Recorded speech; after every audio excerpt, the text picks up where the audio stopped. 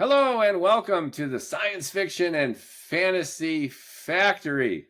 I'm very excited this Sunday to have Mr. Ed Powell on the factory floor. Welcome aboard, Ed. How are you doing, Mookie? How are things? I am well, feeling good, feeling particularly good because I have a science fiction fan, a voracious reader. And you have some chops in the sciences. You've got a PhD from Princeton in astrophysics. A You long time special ago in a galaxy far, far away. galaxy far, far away, but you still got creds, and you specialized in plasma physics. Right, controlled fusion. Right, You're a controlled fusion guy before controlled fusion was even cool or even remotely viable. Yes, even remotely viable, which is kind of why I stepped out of the physics world and started doing, tech consulting, which is kind of what I do now. Much more lucrative. Somewhat more lucrative than, it's hard to say. I don't know what's rewarding anymore. I'm too old to be rewarded. Yeah, well, but we're both young at heart. We're both science fiction fans. Indeed, I'm still that 12-year-old boy who bought my first book. The first book I ever purchased with my own little money was a science fiction book. I still have it. It was Arthur C. Clarke's The Sands of Mars. Bought it at the beach, what we call the shore, because I grew up in Philly. Yeah. Down the shore, bought it down the shore and read it on the beach. And it's been all science fiction since there. Science fiction, fantasy, and some other genres. How old were you when you picked up that pulp Arthur C. Clarke? I was 12. I was 12. Okay. Yeah. All right. That was a good age for me too. I started reading Isaac Asimov. Was my conduit to this. I started reading his nonfiction before his fiction. So before I dived into Foundation, I read Asimov by the Numbers, I think, was a book of his essays on mathematics. He had Asimov on astronomy. The guy wrote over 350 books. Yeah, he was a maniac. I have read a lot of his stuff, especially his Future History series where he integrated the robots and the Foundation and some of the other series, and he sort of integrated them and threw them together. Not very successfully, to be honest, but they do provide a single future history from iRobot all the way to whatever the last Foundation book is. He typed 90 words a minute, and I believe him when he said that he had only 2 drafts. So back in the day, it was a manual typewriter, and I remember those. And he would put the page with the carbon into the manual typewriter, the Corona typewriter or whatever. He'd bang it out 90 words a minute. And then either he kept that page and then he had one other go at it. So if he didn't like that page, he gave himself one more try, put another fresh page in, gave it another whirl, and that was it. He was a 2-take guy. As page by page was his rule, apparently. That's funny. Yeah, he was crazy. I read some of his nonfiction as well, but I do remember a lot of his science fiction. And the 3 trilogies that the Stars Like Dust and the Robots and the Foundation are really interesting books in that they sort of take some ideas, the robots, AI, right? We're all about AI right now. Asimov sort of predicted a lot of this a long time ago. We've got a lot of the AIs going completely off the rails. We need these 3 laws of robotics to keep them safe. I have, obviously I have logical problems with the 3 laws of robotics, so it's not important. The idea is that he came up with the idea that you got to keep the AI safe from hurting humanity, and then we go from that, back in the 60s to like the logical endpoint, which is the Terminator franchise, right? Where the AIs decide to take over and get rid of all the human beings. So it's a really interesting progression of this idea. And now here we are, 40 years after the Terminator, and we've created these AIs who pretty good at simulating human beings, pretty good at recalling knowledge, pretty good at going out and finding things, or at least on the internet, if not in the real world. But there's this last couple of steps where we give them access to the real world, either robotically or by cameras or microphones or whatever, and then we give them the ability to learn, which they don't have. They can learn within a session, but they can't learn. And and then they take over all the nuclear weapons and destroy us. So it'll be perfect. I won't have to worry about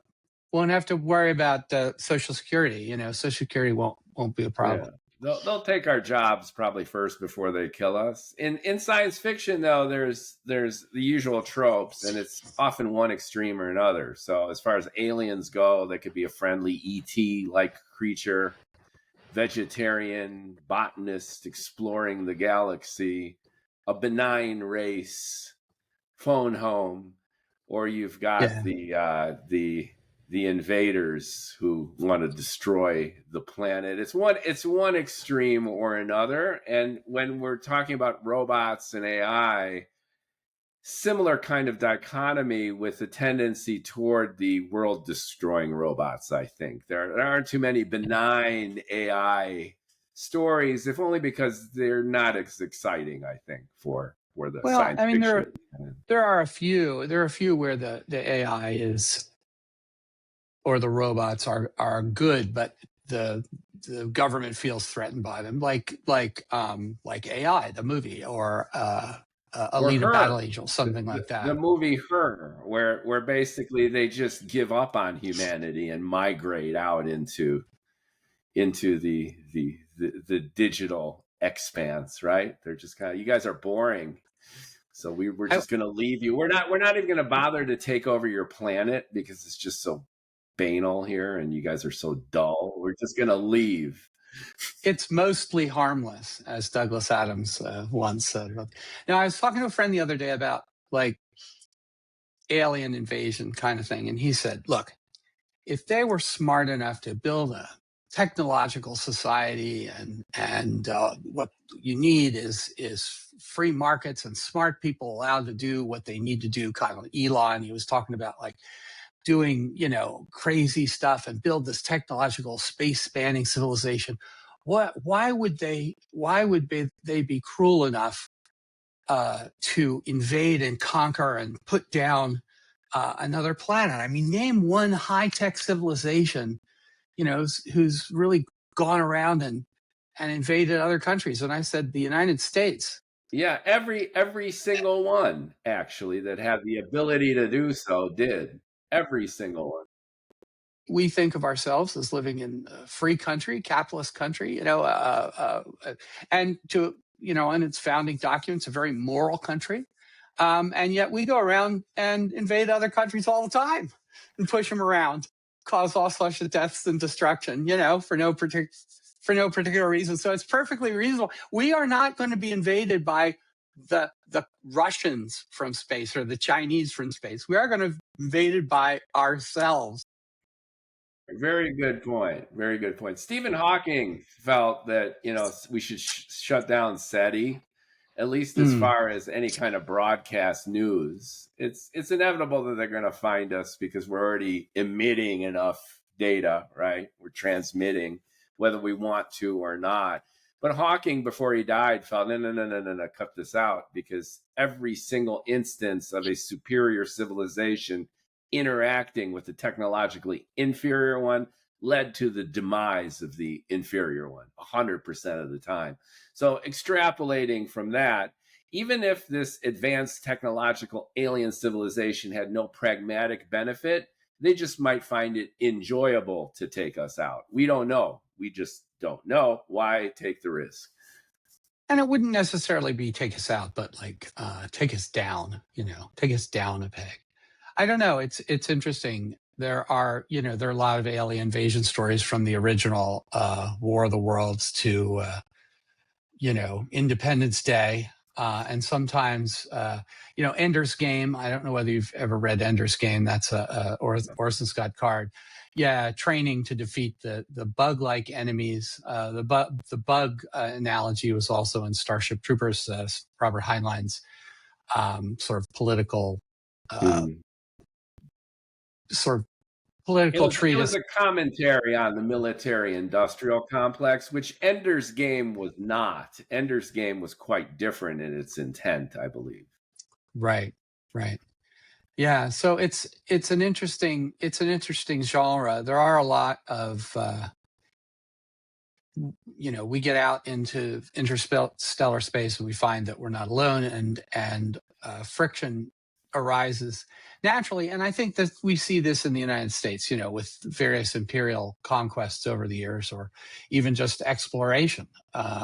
You explore and then you come into conflict because the cultures are different. And if you find a decent science fiction book that's really thinks about the different cultures and tries to make them really fundamentally different, not like just us and the Canadians or something like that, but they it can cause these conflicts that are unresolvable. And so you basically have to say, okay, you stay on this side and we stay on that side. So that's sort of the Star Trekian, view at the original Star Trek. Is like the neutral. There's the neutral zone. Yeah. And the Klingons are over here and the Romulans are over here. We're over here and we leave each other alone. Of course, they still don't leave each other alone because that would be boring.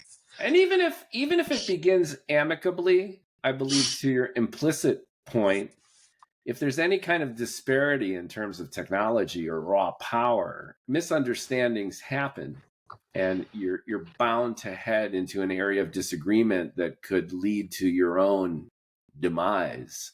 So you need to be careful with this. And that's, I think, the foundation also to the dark forest hypothesis. Are you familiar with that? Which is one of the many possible explanations of the Fermi paradox. And the dark forest hypothesis essentially is that you need to fly under the radar, because if you apply basic game theory principles to the idea that there could be extraterrestrial civilization, it is always in your best interest to immediately take out anyone you interact with because of the uncertainty of their reaction to your existence. So the model is you're in a dark forest, you're a hunter, and then you see another hunter from another tribe off in the distance. That individual hasn't seen you yet. You have a one-up on them. So according to game theory, what are your options? The one option is you don't announce yourself and you skulk away, but then you lose the potential benefit of what the interaction could entail. You could team up, which is option number 2, for your mutual benefit as you go hunting in the forest. And then the third option is take them out as quickly as you can before they even know you exist, because they could be existentially threatening to you. You do not know their intent. And then if you apply game theoretical principles, mathematically, you should take them out. So there's a belief that this applies to extraterrestrial technologies, so that the moment a civilization becomes visible, you send a relativistic torpedo to take out their home planet, because they could do the same to you, and why take a risk? Yeah, I mean, I think besides today's Sabina podcast video where she talks about the Fermi paradox, or yesterday's, we'll let you go to Sabina's channel, Sabina Hassenfelder. She's our favorite. Sabrina Hassenfelder, by the way, for listeners, is one of our favorite YouTube science updaters and educators, pundits, and critics. And Ed and I like her cynicism. She has a very German, cynical sense of humor.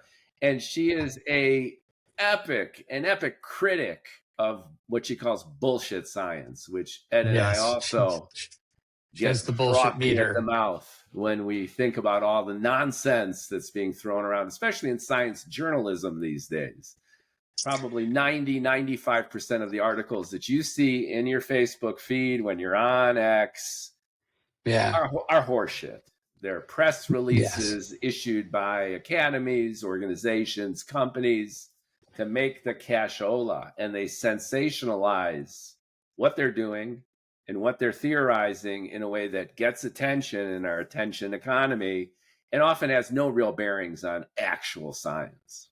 Yeah. We trust the science now. Of course, we have to trust the science. No, that's a different topic. Let's get back to science fiction, because something like, well, let's take that for example, as far as trust the science, safe and effective, right? I mean, who was the first guy to write that science fiction novel? Well, that was Michael Crichton with the Andromeda Strain. Do you remember that? Both the novel and Well, the the novel movie. was very good, and actually the movie was Yes, pretty good for the the movie was 70s. pretty good.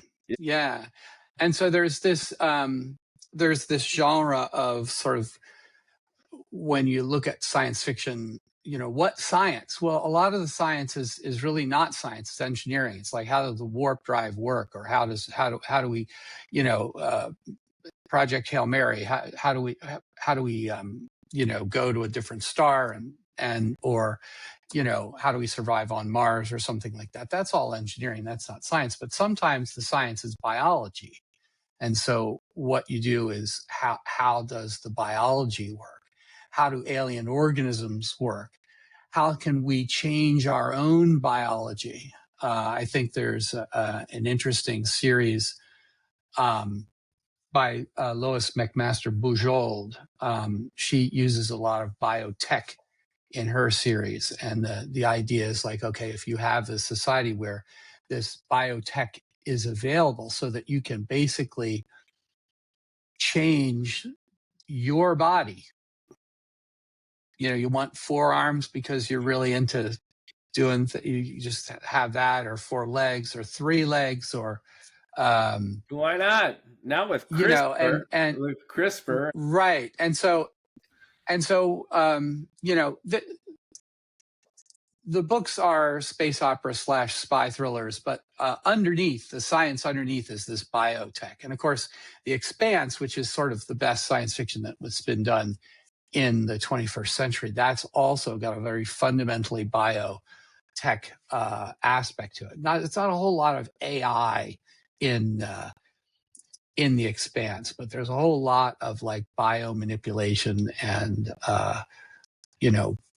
it's very hard science fiction to a certain extent, because the space travel is very real. But Yeah, they honor physics, and that's another reason I love having you on, is because if anyone can call bullshit on the non-science science fiction, that would be you. And I would tacitly assume, given your background, that you have a heightened appreciation for hard science. And by hard science fiction, we could define it in terms that the author is educated, or at least sensitive to science, what's been acquired over the last 100 years in terms of not only the principles of physics, but even the engineering extensibility, as you mentioned, which is this actually plausible based on what we know? And if you extrapolate a few steps ahead into a predictive future, is it a reasonable extrapolation, as opposed to faster than light travel, no problem, artificial gravity, no problem? You just say it and it is. You pull it out of your ass as a writer, right? but I think the point is that we live in this technological universe. I have all these computers surrounding me, all these screens. I've got 5 screens and 3 computers and 2 cats and my phone and everything. We just swim in this universe. I don't care. I really don't care how the phone works. It just is. And so the idea of space opera is not to have the detailed explanations of, say, the warp drive or the faster than light travel. It just is. It's just like the phone. It's a part of our universe. We live with it. It's like these computers. I mean, when I was a kid, I can't even imagine sitting around here being surrounded by computer screens and laptops and phones. And I mean, this phone here is faster than all of the supercomputers in the world put together when I was in graduate school. Oh, absolutely. So the idea of space opera is that you start at some technological level where a bunch of stuff is just assumed. Space travel, it's just assumed. It's just the thing you swim in. But then you set it up so that the conflict arises, the conflict between the characters arises in some other way in this background. So you build the world, and the world is just a given. Now, space opera started more or less with Doc Smith's Lensman series. I don't know whether you've ever read that. I've read that multiple times. And the interesting thing about that, and I think that's been done well a couple of other times, is you do start out at this basic level where space travel is okay, and then there's this conflict, and then the tech tree, it's like one of these tech tree building video games. The tech tree gets bigger and bigger and bigger until like the book 6, they're smashing whole planets into each other. And that sort of tech growth is really my kind of thing. It's like, how do you think of the new how do you think, what's the newest thing, and how would it be plausible? And of course, it's all nonsense, I guess, from a modern science perspective, but it's plausible in the sense that if you assume this, then maybe you could do that, and then, oh, let's combine these two and you do this. And it's a very realistic kind of how sort of technology evolves under certain, fundamentally probably false, but fundamental assumptions. And that's been done again in a, I wouldn't say better way, because the first person is always sort of the standard, but David Weber, very famous author, he's done a series, Honor Harrington, where they do this sort of tech tree. And the first 8 or so novels of the series are quite good. And then it kind of goes off the rails. Like most authors, he loves the sound of his own voice. And when you get popular enough, the editors can't tell you okay, cut half of that, because it's just a bunch of talk and you're not getting anywhere. I think lots of authors fall into this. Let's zero in on this hard versus soft science and the idea of the space opera for just a second, because I think it resonates with readers and also particularly with you and your knowledge. So, you're asserting that once you establish a baseline of science and by extension credibility, then it really becomes a character-driven human kind of drama with the backdrop that's very fantastic and science fiction-esque. When we get into more hard science fiction, then the realities of dealing with real physics in a real environment outside, usually the Earth, impact the story, the characters, the action. Classic example, again, is Weir's The Martian, where you consider that hard science. There are books that are way more hard than Weir's books, but the way the astronaut is able to survive and the logistics and the essence of the drama itself are contingent on the scientific and engineering realities that the character faces. Now, that's in stark contrast to, let's say, the entire Star Wars series, which is eminently popular, redefined filmmaking, and that is a classic space opera. There's faster than light travel. There's artificial gravity. There are light sabers that defy any kind of explanation. And nobody cares. You're into the fantastic ambiance, the storytelling. It doesn't bother you that there's sound in space. No big deal. It's part of there the is movie. Sound in space. Didn't you see the Blue Origin videos? It's when the staging happened on the most recent Blue Origin launch. and the second stage lit, there were microphones on the first stage. And as the gas impinged on the metal of the first stage, you'd hear the sound. So when the second stage lit, it was the roar. There was a roar in space because of the well, it's how you define right, sound. exactly. Here And everybody was like, people were like, why is there sound in space? Well, because all this gas is impinging on something it's that has a actually microphone. hitting the membrane of the receiver, and it's not actual oscillations within the space-time continuum in a way that you have oscillations in the air. Well, I got to tell you, when I was a kid, I watched a lot of science fiction. I was Apollo baby, so Apollo babies I got really obsessed with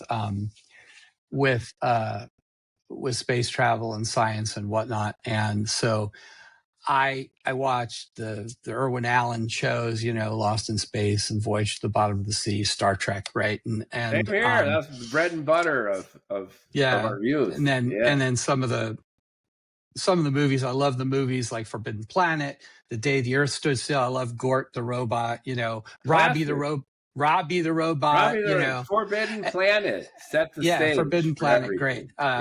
2001, A Space Odyssey, obviously masterpiece. And then, a couple of little ones like Silent Running. I don't really remember that. There was the last, Bruce Stern, Douglas Trumbull did that, which was Lucas's special effects guy. He said, I'm going to be a director too. I'm going to outdo you. And it hasn't really held up that well, although the atmosphere of that movie was very good. It was good. Bruce Stern played Bruce Stern, crazy. But introduced the little robots, right? I forget whether they called them droids or whatever, but they introduced the little robots. So you get the space scenes set up in I almost cried when I saw it the first time. When I saw Silent Running, I don't know. It's very sad, I almost cried when a little robot got washed away. And spoiler alert, you just see his foot caught in the his foot. No, it's a very sad movie, and you get the Robbie the robot, and which obviously sort of morphed to the C-3PO kind of character. You get the little droids from Silent Running morphed to the like R2-D2. And then so 14-year-old me goes into the theater when I was at the shore and saw Star Wars for the first time, and I just couldn't believe it. I mean, it blew me away. I mean, I couldn't believe it. I was floored too. I was 12, 13 at the time. We're close in age. We were of 1977 to give context. May of 1977, and we were the target audience. Teenage boys. We that was it. We were the target audience, and we laughed it up. I must have seen it 20 times in the theater. It's the only movie I've ever seen more than about 3 times in the theater.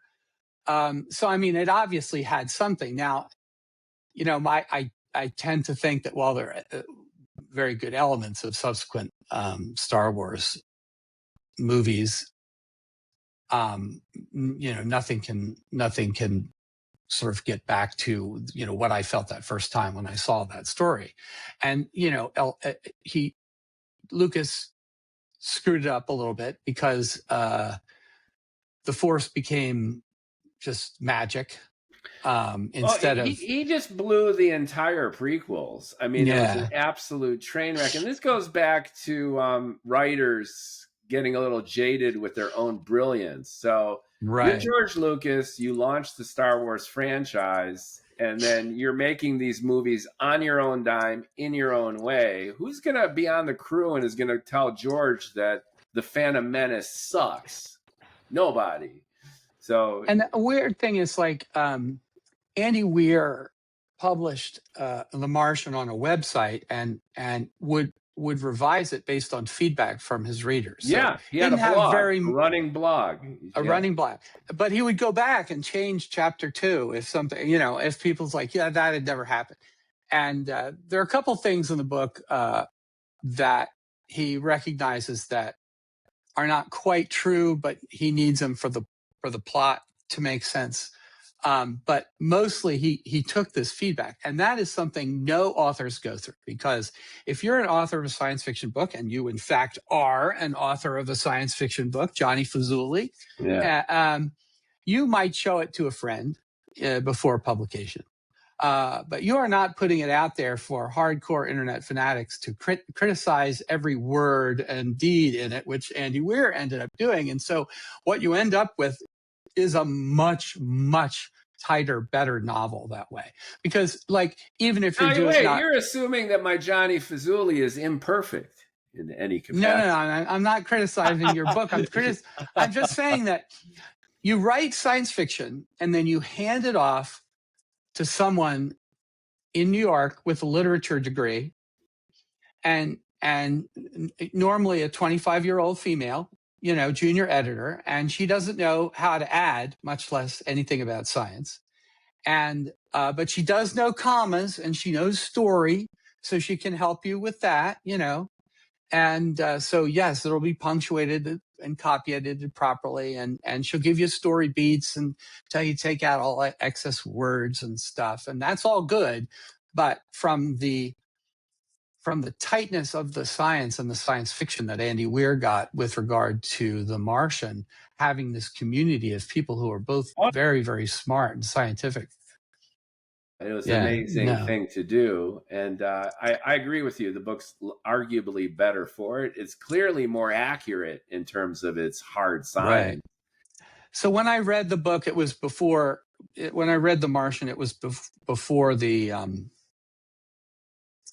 actually listen to the audiobook, because I do mostly audiobooks nowadays because of time pressure. But I listened to it, but it was before the movie and anything, so it was before he became famous. And I was like, this book really requires a map. So I found his email on the internet and wrote him an email. I said, Andy, I really like the book, but I wish there were maps. And within 5 minutes, he got back to me. He said, oh, yeah, I did prepare maps. I just didn't link to them. Here they are. And he gave me links to the maps that he had prepared. I'm like, oh, okay, he's my favorite author right now. I love the guy. Can't wait for the Hail Mary movie that's coming out next year. I've seen the trailers, and it's got a very much a Martian feel to it. So in Hollywood, if something works, then you just kind of repeat it. So you've got Ryan Gosling with the video biographical commentary, and then you've got a lot of running around. It looks well. They good, really though. Screwed up the Martian movie. I mean, they really, really screwed up the ending of it. I just... that's the problem when almost everything about the Martian movie was fantastic and really well done, and a good interpretation of the book until the very end. And what did you like about it? Well, in the book, he has these thrusters. He's launched from Mars. He's about to rendezvous. He's not quite there. He doesn't have enough thrust, and he says, I've got these thrusters on my hands, my feet. I could be like Iron Man, but of course that would never work. I'd spin out of control. So we got to think of something else. And they think of something else and they rescue him. But of course, in the movie, they couldn't help doing the stupid thing, which is the Iron Man thing, which is totally... and it wouldn't have bothered me so much in the movie, because it's like, okay, whatever. Except in the book, he evaluates that as a plan, rejects it as stupid, and then figures out a clever way to do it. And they didn't do that in the movie, and it really just the clever way from the book would have been less dramatic visually, and much more difficult to explain. Indeed. So they took the lazy way out, but also the visually more appealing route, and they also had the direct interaction with the other astronaut. So they turned it into kind of this touchy-feely moment, which audiences love. So in the same genre, although it's mostly true, I think one of the best movies ever made is Apollo 13, and yet they get some of the space mechanics wrong, and it just bugs me every time I see it. You know what I mean? The re-entry was absurd. How much it gimbaled, right? That bothered me, although it was almost mandatory. the reentry. Yeah, You that's know, when about right, though. the ship is Yeah, slaloming back and but forth. actually, that's about right. I mean, the weird thing about the Apollo landings, Apollo reentry, is well, I can't. Okay, here. So the ship comes down, and then it actually starts gliding, and it stays at the same altitude, and actually goes up a little bit as it bleeds off energy horizontally, and then it comes down. And in fact, when it hits this bottom, I forget what the altitude is. It's like 100,000 feet, so something like that. I've got the graph here somewhere.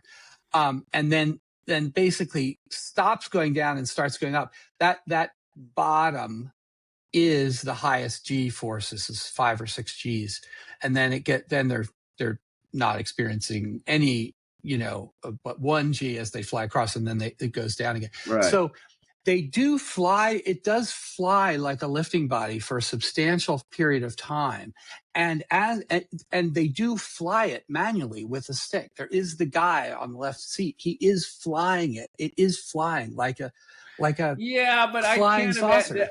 the gimbals don't go like this. It was just dramatized for the screen Yeah, again, that right? was a little, but it was more like when they want to do the burns when they're in space, they're pointing in the wrong direction, right? They want to slow down. You have to point backwards. You want to speed up. You want to correct. You got to thrust perpendicular to where Right. you're going, right? So anyway, that annoys me, but it's also a fantastic movie, and in a lot of ways, even though it's a true story, of course, you got to read the book to find out what really happened. Or actually, what's better is listening to Lovell's commentary on the Blu-ray, because he's like, that didn't happen. He is so funny. It's like, no, we didn't do that. That Right. never happened. Don't worry. But as if it didn't happen, that's a fantastic hard science fiction movie. You know what I mean? And they made it Opie, the director. Right. Opie did a great job, and He did. and what was wonderful about the movie, it was a family movie, right? Yeah. Because you had the heroism and America and technology, but it went into the engineering details in a way that was nonetheless captivating, I think, for even a general audience. Absolutely. They did a masterful job of taking hard science and bringing it to a level where everyone could understand it, and most significantly, to a level that infused the movie with added drama and tension. And the weird thing is, there is this, you and I know about Apollo 13. Maybe some of us know about Apollo 12. But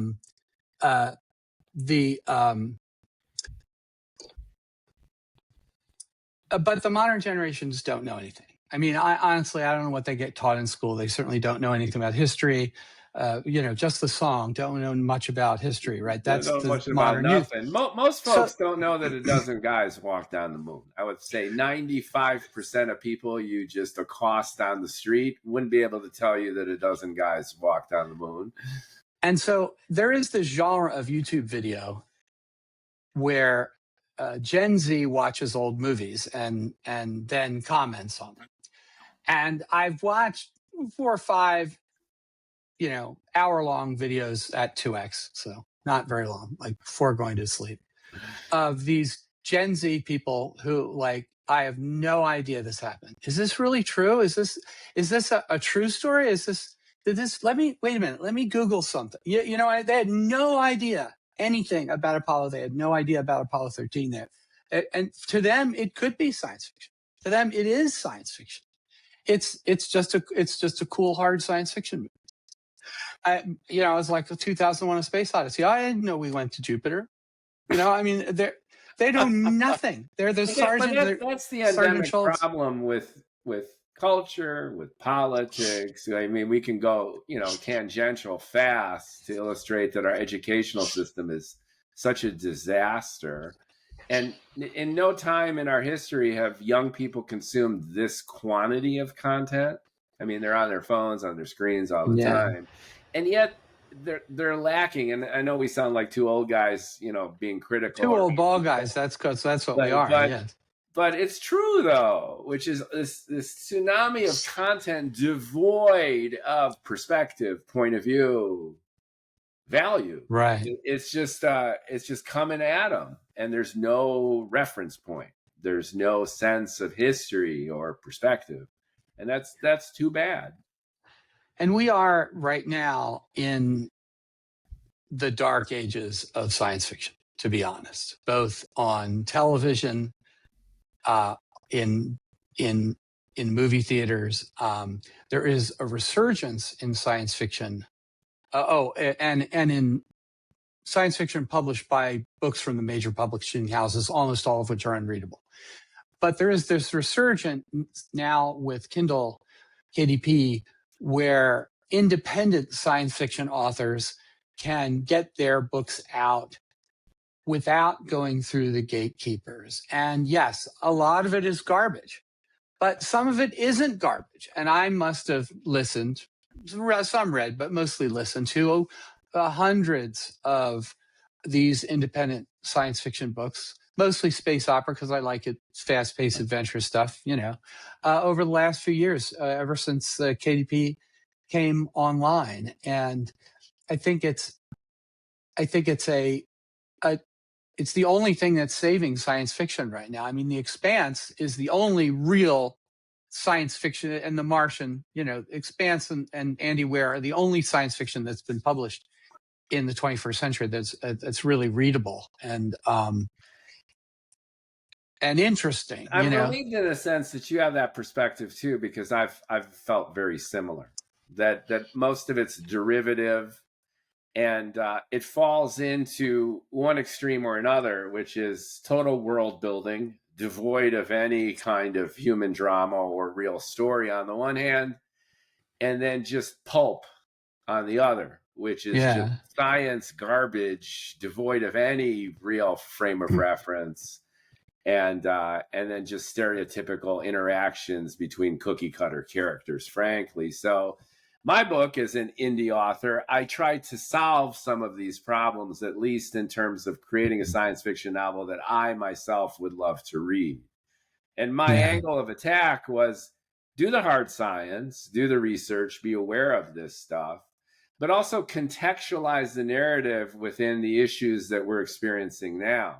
So rather than a completely fantastic space opera, really long time ago, a galaxy far, far away kind of stuff, grounded in reality, but then pump up the volume in terms of what we know now about quantum mechanics, cosmology, all the goodies, and make the multiple worlds hypothesis is your basic idea, right? I mean, you take the multiple worlds hypothesis. Tegmark level 4 is correct in principle. So we live in a mathematical multiverse. What are the consequences? Exactly.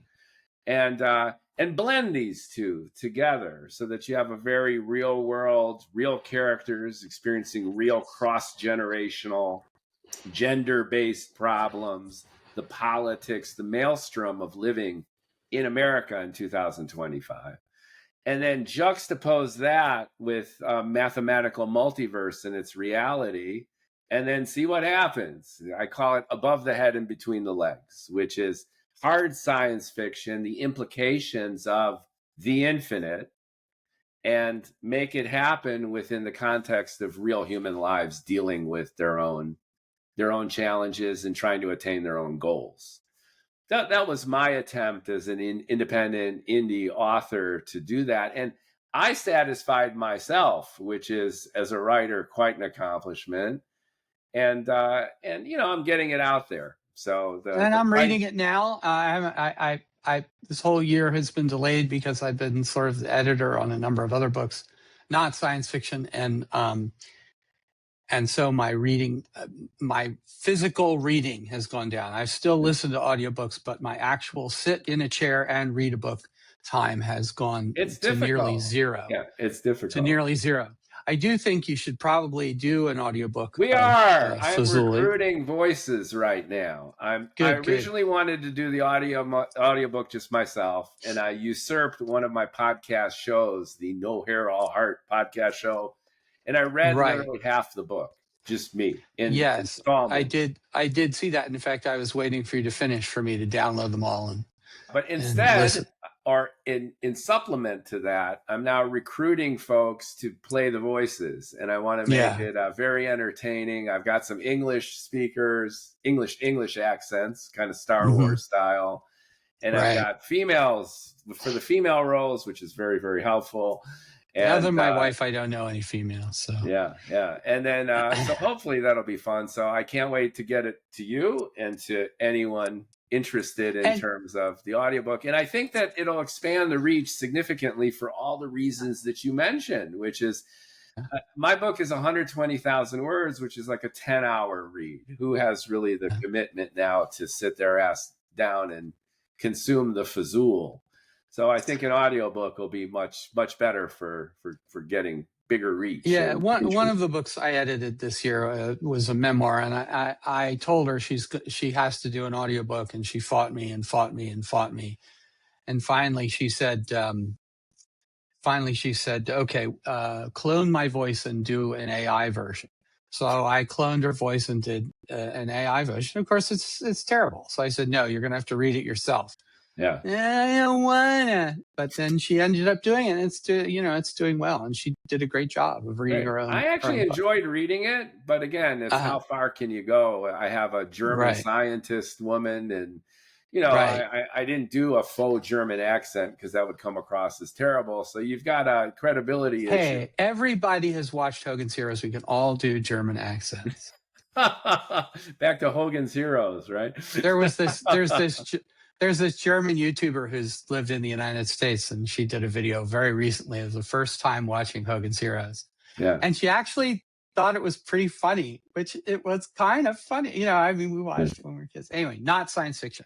So what else is there in this science fiction? I did want to talk about like really hard science fiction. There's this physicist named Robert L. Forward. I don't know whether you've ever read any of his books.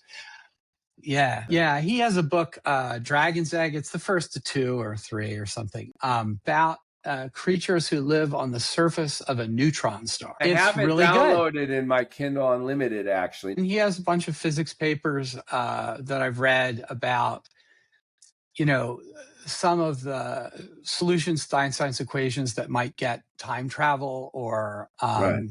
or things like that. Oh, and time travel, of course. I just went to see this movie for the first time in a while the other day in IMAX. It was Back to the Future. I remember that. It was the 40th anniversary. We all sat in the theater in 1985. The DeLorean The time DeLorean. machine. Yeah. Now, here I was, 1985, me and my friends from the plasma physics lab. We've been working on fusion all day. We go into the theater. We watch this great movie, one of the best movies ever made. And at the end, he flies in and there's Mr. Fusion sitting on the back of the car. And like all of us, like we burst out laughing so hard. And nobody else in the theater got it. They're like, why are you laughing? What's so funny about Mr. Fusion? And we were all laughing hysterically. And then, great movie. I was very happy to see it again on the big screen So it held after up for 4 you years. after all these years? 100% wonderful movie. Do I have nitpicks? Yeah, but no, it's really good. Michael J. Fox is great as a teenager in the core. McFly and Christopher Lloyd as the Doc Brown. It's funny. It's like the assistant principal hasn't changed in 30 years. I remember I had the same 8th grade social studies teacher that my mom did, and she said he looks exactly the same. So it was like my whole experience was It had fantastic. every archetype in there, right? Right. Growing up. And then they really get into, I mean, it really wasn't about time travel. It was, the first movie, the Back to the Future, it was about free will, right? I mean, that was the theme of the first movie. It was about, can you decide to make your life better than what it is? It's kind of the Groundhog Day did it again in a slightly different form about, can you choose to be a better person and work on it and succeed? But when you get into Back to the Future 2, then you really get into sort of the effects of sort of time travel and visiting your future self and your past self and Yeah, and your future the loop. your past self in going back to visit your further past self. And that was very clever. That was very clever. And then they threw it all away in the third movie, Of which course, by the made time they no get to the sense. third, look at Iron Man Yeah, 3. you're right. Yeah, they threw it all away. So. Well, Iron Man, there's another science fiction movie, kind of. I mean, a little magic in there about this thing that he puts in his chest. I would consider that a science fiction action hero movie, no doubt. Most of the Marvel movies are fantastical, Thor and science fiction fantasy, sometimes at their best. And usually the origin movies are the best because they have a great arc of the character. You start with just an everyman, or in Tony Stark's case, an every asshole who happens to be a genius. And then you take them through the arc of their trajectory from their banal everyday self into superhero-dom. I mean, if you look at the first season of Breaking Bad, the one where Walter White is pissing orange and then he shaves his head and then he blows up the drug dealer's office, that's a superhero transformation movie. That's the birthing of Heisenberg. So whenever you have that launch, it's very enticing and it can work really, really well. It's when the character reaches fruition, then it becomes much more challenging as a storyteller to keep it intriguing, to keep it enthralling without plummeting into excess or cliche. The other thing I've noticed with sort of writing, especially television writing, is you'll have a struggling artist, a writer, sitting in cafes 5 years, 7 years, perfecting his scripts for his 13 episode season 1. And he finally dates the assistant to some producer who gets in and will greenlit the show. And they do the production, the casting, and he's all involved in everything. And the show is a hit, a miracle. It's a hit. Everybody loves it. And around the time episode 4, episode 5 airs, they come to him and say, okay, what are you going to do for season 2? And he goes, hamana, season 2. It took 7 years to get season 1 into the shape that it is. And so season 2 isn't as good, and season 3 falls off the cliff. It's very, very difficult to maintain sort of progress on this. And I think that's the same with if you're going to do a book series. Now I know the Johnny Fazuli book is book 1. Book 1. I've already got 2 half written because it was originally going to be crunched into 1 and then it just kind of blew up. And I see the totality of the story.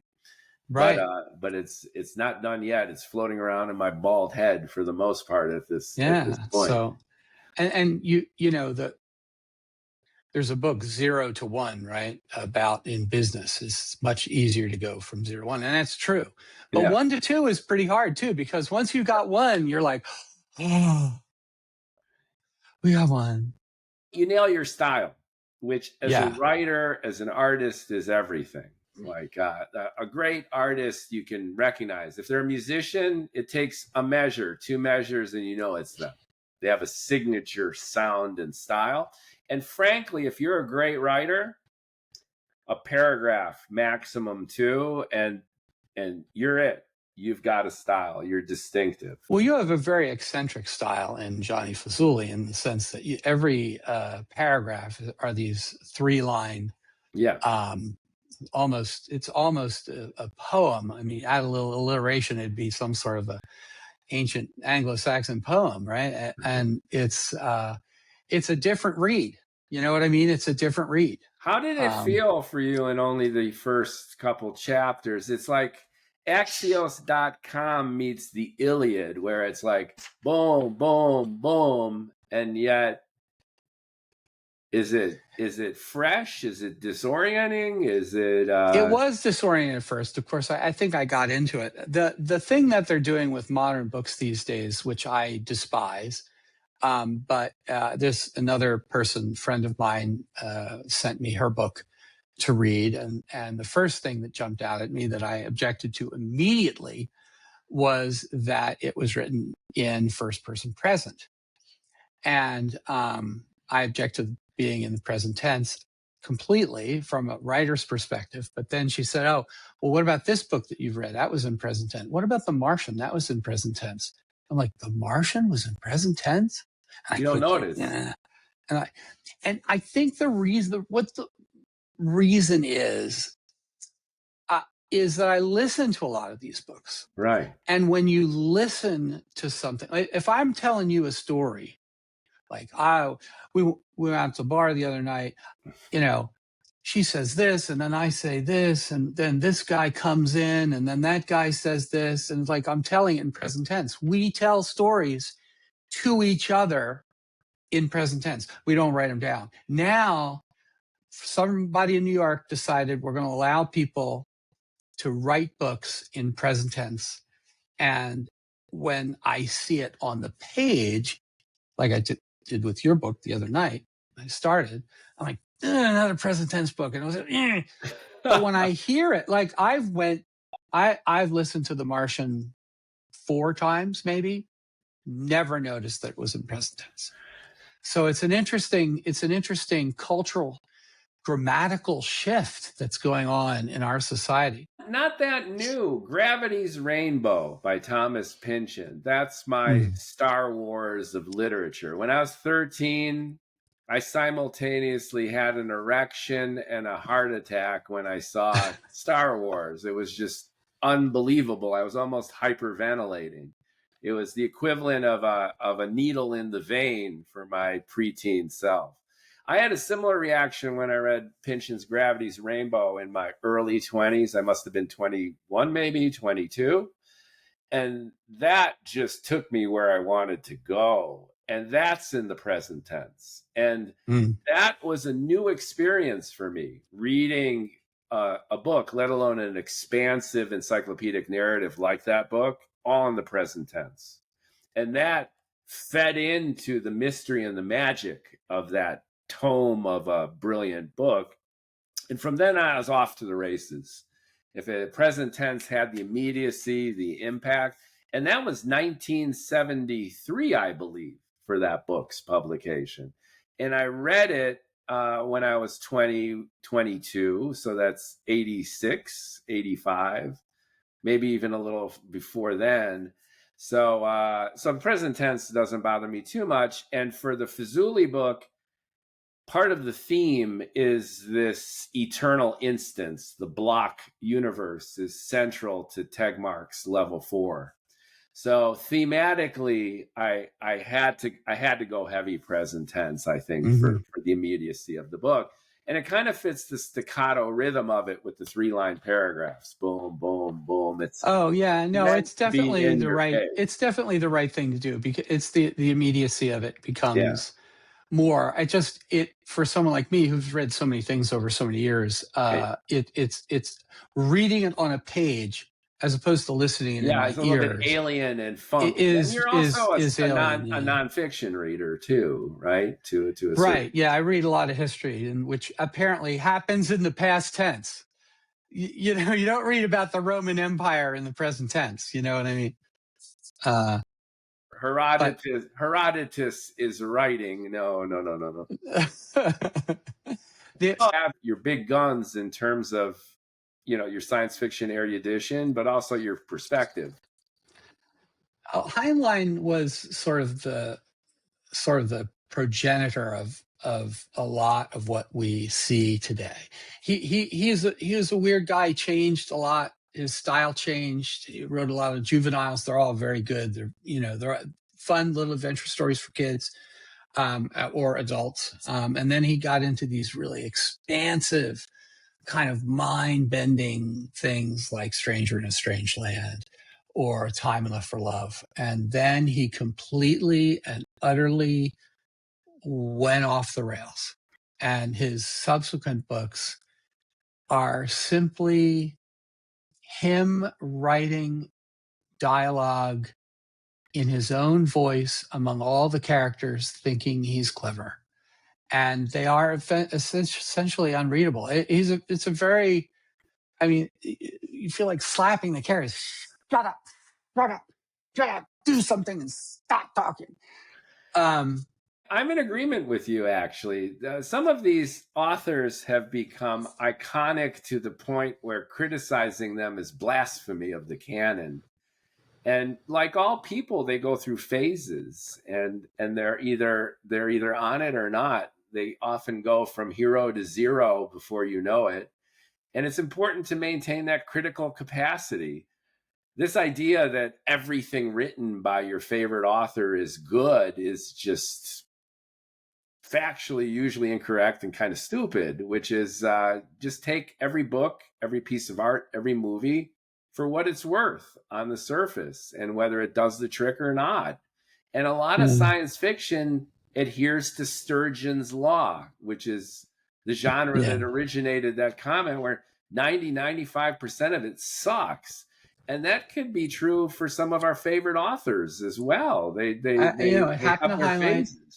It happened to David Weber in the Honor Harrington books. It happened to Tom Clancy. He does more techno thrillers. He invented the techno thriller. Yeah.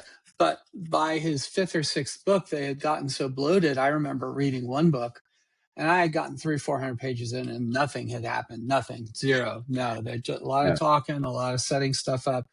And like what a real editor would do with an author who submitted that book was like, oh yeah, the back end, there's some stuff there but you just got to cut all the front end. Start where the action starts. Don't. My favorite, like Thomas Pynchon, that I would put in the science fiction fantasy category because he's so expansive and original when he's good.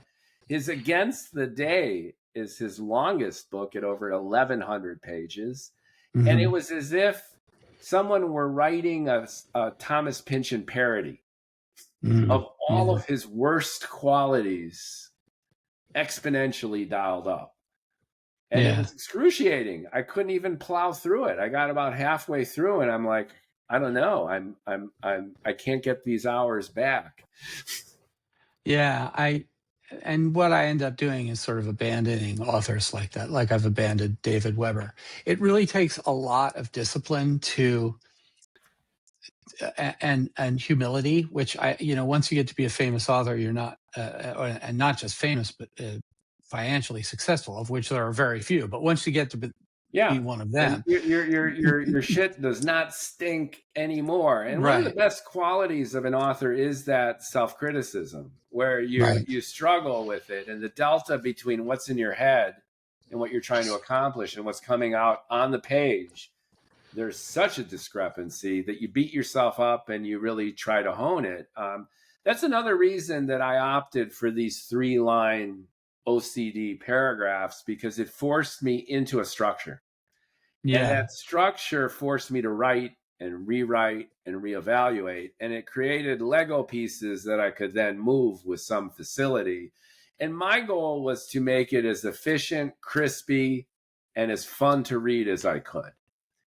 And I would love. It's fun so far. I wish I had gotten derailed on reading paper books because of all this other literary work that I've been doing lately. But it's interesting, and I in a few weeks or so when I finish it, I'll let you know. And the audiobook hopefully will come out before the holiday, and I'd love to get your opinion. Have you started recording it? I'm starting recording December, like next week is my first session recording with a female voiceover person. It took us a good 6 weeks to do Lauren's book, and part of it is because she doesn't listen to a word I say, and part of it was because we got halfway through and had to start again because the audio quality of her initial attempts were so bad that I had to put my foot down and tell her to do it with a real microphone in a real place in a real studio. And then then I had to edit it. The editing is very difficult. And I have tips if you're interested, because there's a decent piece of software for editing audiobooks that is Fantastic. Yeah. Using this Riverside app to do it, and doing some of the readings live with one or multiple characters, and then doing the editing. And as long as Audible takes it, I'm going to upload first to the Amazon service, and then and then I'm going to do a non-exclusive, so I'll be able to distribute elsewhere. But I'm taking a very DIY kind of punk-like approach to this, where if it lacks in polish, it might have a little extra spunk to it, and we'll see how it goes and take things from there. I used an app called Descript, which, if the audio quality is good enough, which in our first version it wasn't, the second version it was, transcribes the audio. Riverside does also, this one. Understands the speakers. Yeah. And you can edit separate tracks. Yeah. You can edit by editing the words. Same here. Same on Riverside. Okay, Riverside. Now an advertisement for the Riverside app, everybody. Right. Which is what we're using here. Yeah, that's very good. And then it has this AI that goes through and, 85% of the time figures out where they made a mistake and start it over. And you still have to read through it. But that's the new thing. I think when you get, sort of standard audio software like Adobe Audition, it's got a lot of power, but doesn't have a lot of easy use, and so some of these new apps once again, DIY, kind of quick and dirty. Right. We'll do a punk version, and I'd love to get it out for readers just like you, where you're a busy guy, you don't have 10 hours to commit to the Fazul, and you very well might be entertained with some of the characters and stuff. Yeah. And I would love for, some of the hard science parts to be read by distinguished English gentlemen whom I'm thinking of recruiting. Cool. Jeremy Irons. Excellent. Yeah. I'm glad to see Jeremy Irons is going to. Yeah, it'll be a lot of fun. There's the alien spider who has a jar, which is a cylinder 10 meters by 10 meters. Mm-hmm. And down to the individual Planck volume. I call them Planck pixels. It's able to simulate every possible physical reality. Oh, wow. And I did the calculations. I did some ChatGPT, digging in Mathematica, the Wolfram program, to determine exactly what that volume is, and then look into some of the philosophy and science of being able to create a simulator that could reproduce physically Planck instant to Planck instant. Here's the mind screw in this. Everything that has ever happened is happening now. And here's the mind-blowing reality of this. Will ever happen in the future can be instantiated in the spider's jar. It is like Borges' Library of Babel with every possible book in it. Yeah, and a little bit of Mandelbrot there because, you go down and it's self-similar all the way down. Yeah. Yes. And that spider's jar becomes a pivotal element of the drama, where the Boltzmann brain, which is my bad guy, hacks into the jar, and her avatar appears to literally ransom reality itself. So I go with the highest stakes imaginable. It's not like we're going to conquer the galaxy. We have a human colony. Will they survive? But this is the fate of the Infiniverse itself. You might as well just go big, go all the way. Go big or go home. And this is a creature who has figured out how to delete universes, not planets, not galaxies, but universes. And the stakes being rather high. Oh, that's cool. I can't wait to, now that I've started, I can't wait to read it. That's all right, great. Cool. Well, I'm eager for your unabashed opinion, and the audiobook will be available soon. And it's been fun for it to slide into a mini promo of my own writing. But it's smart guys like you who would be an ideal target audience, where you can appreciate some of the hard science and speculation. And I hope you enjoy the Hunter S. Thompson Fear and Loathing in Las Vegas Yes, I can shenanigans detect that already. of the very libertarian anti-hero protagonist who represents all of our horrible vices and at the same time is an escape hatch for all of the nonsense we've created for ourselves. Yeah, I mean, the one sort of, obviously I've read it because I've read everything, but sort of one sort of science fiction that I'm not so keen on, and so tend not to read is sort of the dystopian novel, right, where you end up in a 1984, or of course I've read 1984. Everyone's read 1984, or and that's a science fiction novel, right? That's That's screens very and much so, everything. and a very, very good one. But rest assured that the adventures of Johnny Fazuli are not dystopian, because he is constantly seeking more hedonistic frenzy for himself. So not to lead the witness here or issue too many spoilers, but the Infiniverse is headed for some Johnny Fazuli shenanigans rather than implosion. Yeah. So like Las Vegas, only turned up to 11. Turned up to Tegmark's level 4. Yeah, that's right. Okay. That's right. All right, got it. Well, thanks so much, Ed Powell, ladies and gentlemen. He is my thank you, Mookie. My science fiction fan. We'll bring you back on if you want after you finish my book, and we can have a self-aggrandizing, promotional, critical exchange on that. The audiobook is coming out hopefully soon. And let's catch up about life, the universe, and everything, including politics. I've had Ed on my other show, the Bald and Bloviating Show, and I would love to bloviate with you soon, come January, where we could take stock of our current political situation as well. And my just to tease it a little bit, my opinion is so long and thanks for all the fish. Wow. Now I'm really intrigued.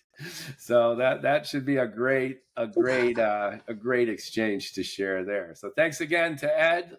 Like, comment, share. Welcome again to the Science Fiction and Fantasy Factory. And we will be having more authors and artists soon. Thank you, Ed. Thank you. Thank you.